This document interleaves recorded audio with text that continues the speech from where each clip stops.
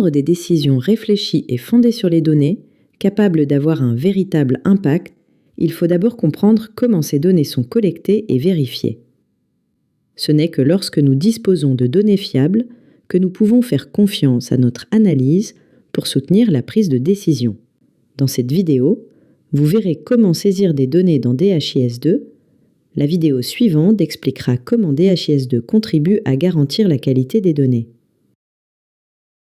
DHIS2 fonctionne comme un entrepôt de données centralisé qui rassemble des données depuis de multiples sources et dispositifs. La saisie directe via le web ou un appareil Android, les SMS, ou encore l'import de fichiers comme des tableurs ou d'autres systèmes électroniques. DHIS2 propose plusieurs outils pour collecter les données, notamment les applications saisie de données, l'application Saisie et Saisie Tracker. Regardons rapidement 3 exemples de situations dans lesquelles ces outils sont utilisés. Imaginons un programme de vaccination où chaque centre de santé du pays doit envoyer chaque mois un rapport sur le nombre de vaccins administrés. Pour cela, les centres de santé se connectent à DHIS2, ouvrent l'application saisie de données et remplissent un formulaire. Quelles sont les étapes à suivre pour saisir ces données ? Regardons comment cela fonctionne concrètement dans DHIS2. Après connexion, accédez à l'icône des applications et ouvrez Saisie de données.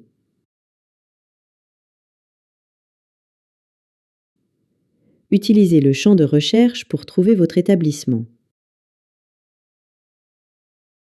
Dans la liste déroulante, sélectionnez le programme de vaccination, puis la période à mettre à jour.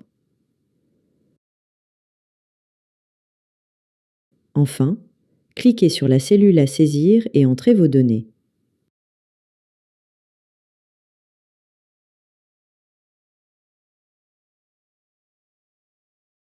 Notez que dans ce cas, le formulaire saisie de données est déjà paramétré pour collecter ces données à intervalles réguliers, ici, tous les mois pour chaque établissement de santé du pays. On parle de données agrégées lorsqu'elles sont rapportées selon des périodes prédéfinies, quotidien, hebdomadaire, mensuel ou annuel. Ces formulaires servent principalement à comptabiliser des totaux, comme le nombre de vaccinations administrées, à travers des rapports récurrents. Dans DHIS2, la saisie des données agrégées se fait avec l'application Saisie de données. Prenons un deuxième exemple. Supposons que l'on souhaite qu'un établissement déclare en temps réel chaque nouveau cas de Covid-19, sans attendre la fin d'une période. Dès qu'un cas de Covid-19 est détecté, l'établissement saisit directement l'information dans l'application Saisie. Quelles sont alors les étapes à suivre ? Revenons sur la plateforme. Dans DHIS2, ouvrez l'application Saisie à partir de l'icône des applications. Recherchez l'établissement.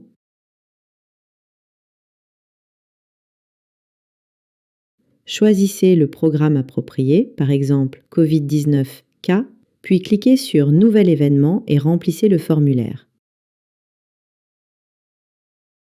Les données sont alors enregistrées dans DHIS2. Il est important de préciser que dans cet exemple, les données individuelles sur les cas de Covid-19 sont saisies selon le lieu et le moment où ils sont signalés, sans être rattachées à un dossier médical ou à d'autres informations patients. Ce type d'information qui n'est pas restreint à une période prédéfinie porte le nom de données d'événement ou Event Data. Les données d'événement servent à enregistrer une grande variété d'informations, cas de maladies infectieuses, soumission d'enquête, activités de supervision, etc. Les données d'événement fournissent des informations plus granulaires que les données agrégées, mais elles ne permettent pas le suivi de cas individuels ou de patients, ce qui les rend bien adaptés à la collecte de données anonymes. Ce type de données est saisi dans DHIS2 grâce à l'application Saisie. Dans un dernier exemple, les agents de santé veulent surveiller la santé des femmes enceintes tout au long d'une série de visites avant la naissance de leur enfant. Ils procèdent d'abord à l'enregistrement de chaque femme dans DHIS2 avec l'application Saisie Tracker, puis saisissent ou mettent à jour les données à chaque visite prévue dans le programme de soins prénatal. Quelles sont les étapes à suivre?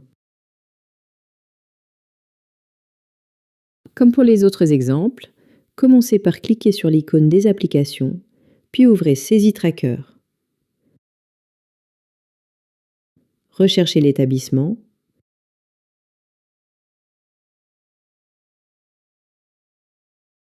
Sélectionnez le programme approprié, puis cliquez sur Enregistrer. Le formulaire recueille toutes les informations nécessaires pour identifier la personne et assurer le suivi des services reçus.